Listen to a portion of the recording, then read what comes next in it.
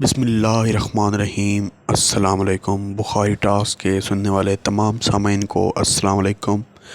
مال و دولت کی حقیقت۔ دوستو، سب سے پہلے اگر آپ نے میرا چینل سبسکرائب نہیں کیا تو پلیز چینل سبسکرائب کر لیں تاکہ ہر آنے والی ویڈیو، سٹوری اور سبق آموزہ واقعات آپ تک پہنچ سکیں۔ شکریہ۔ دوستو، کہانی سٹارٹ کرتے ہیں۔ مال و دولت کی حقیقت۔ لبنان کا سب سے مالدار آدمی ایمیل البستانی تھا۔ اس نے اپنے لیے ایک خوبصورت علاقے میں، جو کہ بیروت کے ساحل پر تھا، قبر بنوائی کہ مرنے کے بعد مجھے اس قبر میں دفن کیا جائے۔ اس کے پاس اپنا ذاتی جہاز تھا اور جب دھماکہ ہوا تو وہ جہاز سمیت سمندر میں ڈوب گیا۔ لاکھوں ڈالر خرچ کرنے کے بعد اس کے جہاز کا پتہ تو چل گیا، لیکن لاش نہیں ملی جسے اس قبر میں دفن کیا جائے جو اس نے اپنے لیے بنوائی تھی۔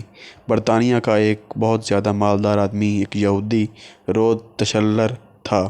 وہ اتنا دولت مند تھا کہ کبھی کبھی حکومت اس سے قرض لیتی تھی۔ اس نے اپنے عظیم الشان محل میں ایک کمرہ اپنی دولت رکھنے کے لیے مختص کیا تھا، جو کہ ہر وقت سیم و زر سے بھرا رہتا تھا۔ ایک دفعہ وہ اس کمرے میں داخل ہوا اور غلطی سے دروازہ بند ہو گیا۔ دروازہ صرف باہر سے کھل سکتا تھا، اندر سے نہیں۔ اس نے زور زور سے چیخ و پکار شروع کی، لیکن محل بڑا ہونے کی وجہ سے کسی نے اس کی آواز نہ سنی۔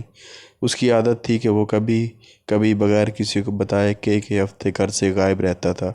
جب وہ کسی کو نظر نہ آیا تو گھر والوں نے سوچا کہ حسب عادت کہیں گیا ہوگا۔ وہ برابر چیختا رہا یہاں تک کہ اسے سخت بھوک اور پیاس لگی۔ اس نے اپنی انگلی کو زخمی کیا اور کمرے کی دیوار پر لکھا، دنیا کا سب سے مالدار آدمی بھوک اور پیاس سے مر رہا ہے۔ اس کی لاش کئی ہفتے بعد دریافت ہوئی۔ یہ پیغام ہے ان لوگوں کے لیے جو سمجھتے ہیں کہ مال و دولت ہی ہر مشکل کا حل ہے اور دنیا کی ہر ضرورت اس سے پوری کی جا سکتی ہے۔ دنیا سے جانا ایک بڑا حادثہ ہے، لیکن ہم نہیں جانتے کہ کب، کیسے اور کہاں جانا ہے۔ انسان سفر پر جاتا ہے اور پھر واپس آتا ہے، گھر سے باہر جاتا ہے اور پھر لوٹتا ہے، لیکن جب دم نکل جائے تو پھر کوئی لوٹتا نہیں ہے۔ مبارکباد کے قابل ہیں وہ لوگ جو کسی پر ظلم نہیں کرتے، نہ کسی سے نفرت کرتے ہیں، نہ کسی کا دل زخمی کرتے ہیں اور نہ اپنے آپ کو کسی سے بدتر سمجھتے ہیں، اس لیے کہ سب کو جانا ہے۔ ایک آدمی ٹیکسی میں بیٹھا تو دیکھا کہ ڈرائیور قرآن سن رہا ہے۔ اس نے پوچھا، کیا کوئی آدمی مر گیا ہے؟ اس نے کہا، ہاں، ہمارے دل مر چکے ہیں۔ قیدی اس لیے قرآن مانگتا ہے کہ قید تنہائی میں اس کا ساتھی بنے۔ مریض ہسپتال میں اس لیے قرآن مانگتا ہے تاکہ اللہ اس کے مرض کو دور کرے، اور مردہ قبر میں تمنا کرے گا، کاش میں قرآن پڑھتا تو آج قبر میں میرا غمخوار ہوتا۔ آج نہ ہم قیدی ہیں، نہ مریض ہیں اور نہ مرے ہوئے ہیں کہ قبر میں قرآن کی تمنا کریں۔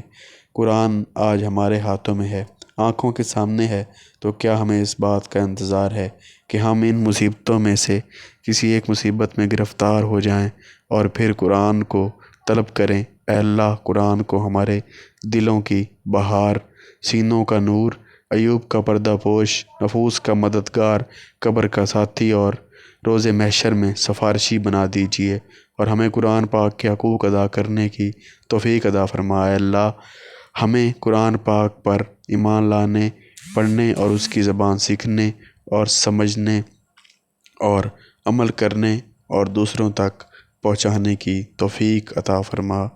آمین ثم آمین یا رب العالمین۔ قرآن پاک کی قدر کیجیے۔ جزاک اللہ خیر و احسن الجزا۔ تو امید ہے آپ کو آج کی سٹوری اور آج کا واقعہ اچھا لگا ہوگا۔ اجازت دیجیے، اللہ حافظ۔